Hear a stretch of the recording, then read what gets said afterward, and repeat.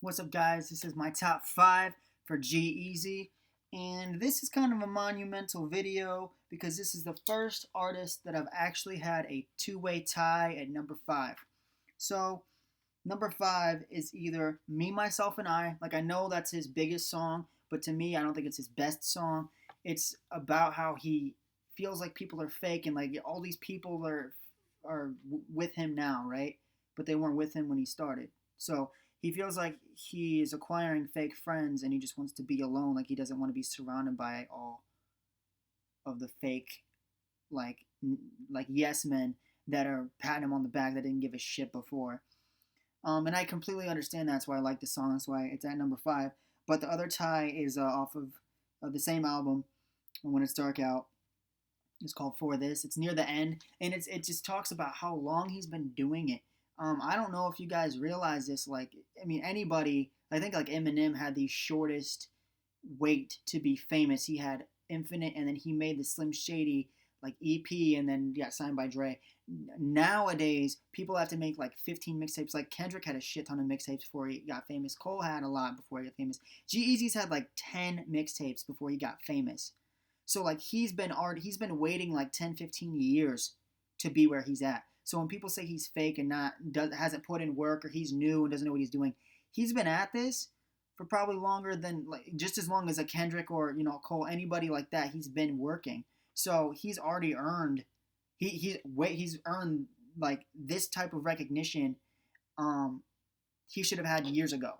So for the people that say he doesn't deserve to be where he is, it's crazy. So this song is just talking about like, yeah, you guys think this is my second album, but it's like my 12th project. Like I've been doing this my whole life, and I've waited for this my whole life, and now it's happening. So I'm like scared, I'm anxious, I don't want to screw this up.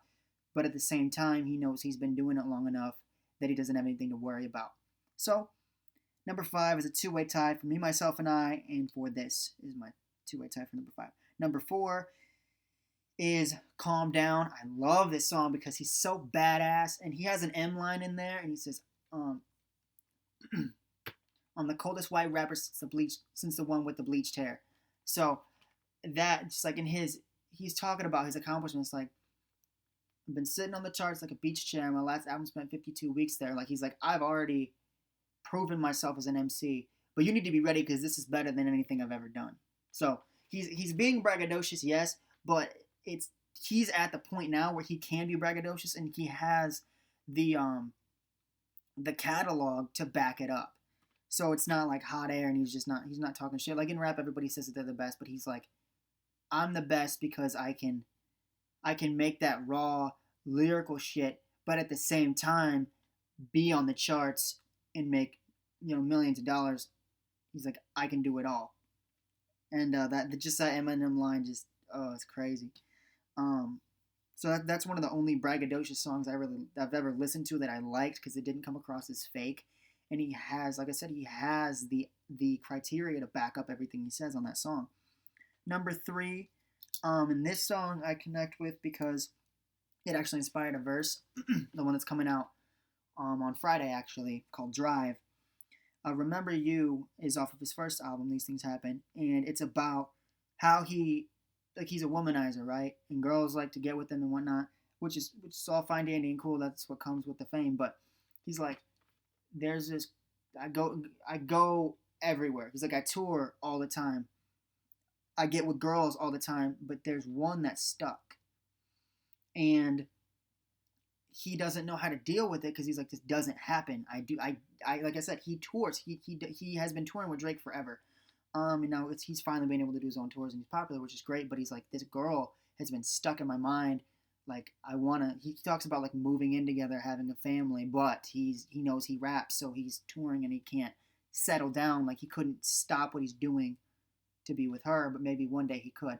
And I think that's terrible, but it's awesome at the same time. Like he's like, this girl is different. Like I connected with her, and it's not just a hookup. Like that's crazy for, especially because that's like a guy, and it's like, oh, everybody's like, oh, once you're famous, you get all these girls and stuff, and it's like maybe that's not what he wants.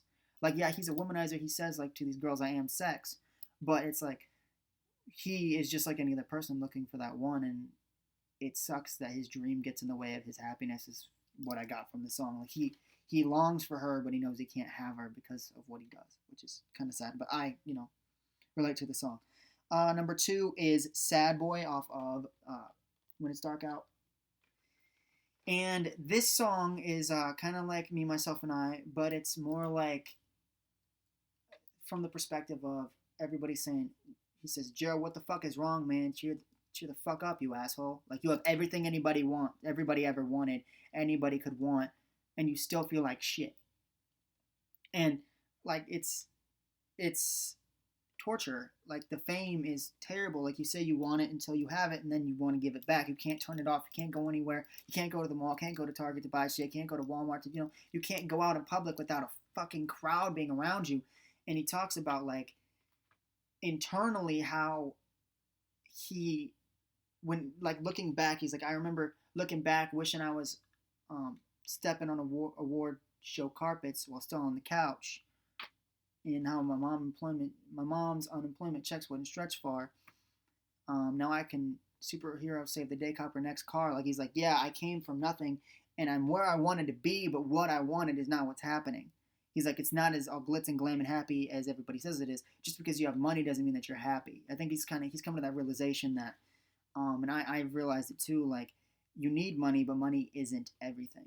And so in this song, he's talking about, like, yeah, people want to be in my shoes until they know being what it feels like to be in my shoes. And then they realize, like, once you're here, you don't know who's really with you, who's really against you, who's really just a yes man, like in Me, Myself, and I, who's really just here for the money, who's really my friend, who's really gonna. He's like, who's gonna be here when it's all over? Who's gonna be here?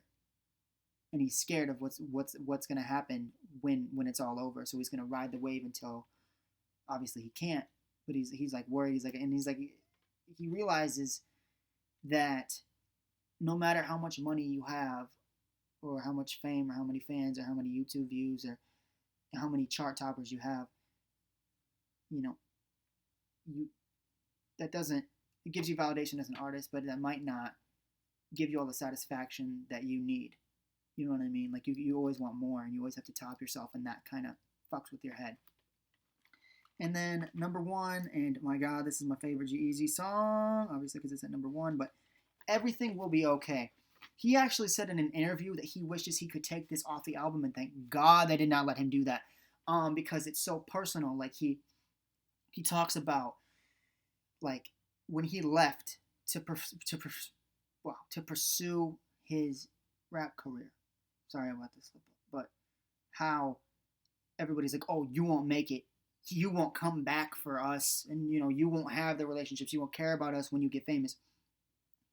He's like, the best friend I grew up with, the girl I fell in love with, love or hate me, depending on how you judge it. Like, all these relationships that he's lost because he raps, because he's famous, because he has money, and he's around different people. Like, like the yes men people, you can lose the people that were really there for you. And since he's gone touring and stuff, he loses relationships because his dream. And that has to be so hard to have to sacrifice the time with your family, the time with your friends, breaking those relationships that really mean something just to pursue a rap career. And then later on, you won't have, like he says, when he goes back, like, the girl I fell in love with is with somebody else. The best friend that I had since I've been growing up, since I was, when I was little, isn't my friend anymore. Like, that'd be so just terrible to have to, it's like an exchange, and you give so much and you don't get it back. Like, yeah, you can go on a tour with all these fans and put on a great show, but you lose the amount, like, how close you are with your friends and family. Like, that's got to be fucking torturous. On top of that, in the third verse, and this is why I really like this song, he talks about his mom leaving his dad, and how he didn't understand for the longest time while it was going on, while he was in the middle of it, what was taking place. And he talks about, I think the name was Melissa, the girl that his mom was in love with. He didn't understand, and he didn't really know. You can't really explain that to a kid. And then he says, like, I'm just happy you're happy. That's not going to bother me. I'm just thankful that you're smiling and you're not sad. But in the third verse, he talks about, he goes downstairs, and Melissa is has overdosed on pills, and he said that her skin was cold and she wasn't breathing. She couldn't comprehend that she was leaving. Screamed for mom and bro to come down. Somebody help. Chopped open her chest, CPR, but didn't help. All the pills you swallowed, now we force reflection. You made us happy, thank you for the blessing. That's probably fucked up the lyrics, but like you get the concept. Like he explains finding his like parent dead or dying in the basement, and that's I don't you can't that level of expression can't really be topped. And he said he regretted putting that on the album, like sharing that, because it's far too personal, and I completely agree. I can't imagine having to discover that, having to find that. So Everything Will Be Okay is my first, my top G-Eazy song. Sorry for the, sad pick for number one, but it's the best song he's ever written, and probably one of the best songs he will ever write. So my top 5 G-Eazy songs. A tie at number 5 for Me, Myself, and I, and for this, number 4 was Calm Down, number 3 is Remember You, number 2 is Sad Boy, and number 1 is Everything Will Be Okay. Thank you for watching. I'll have a new top 5 out next week. Next week is Machine Gun Kelly. So check that out. I got a new cover coming out as well. Sorry, not everyone can be me. I'll see you guys next time. Check out These Things Happen if you haven't. Check out When It's Darkout. Both are phenomenal albums. I love G-Eazy. Thank you guys so much for watching. Remember to comment, rate, share, subscribe. See you next time.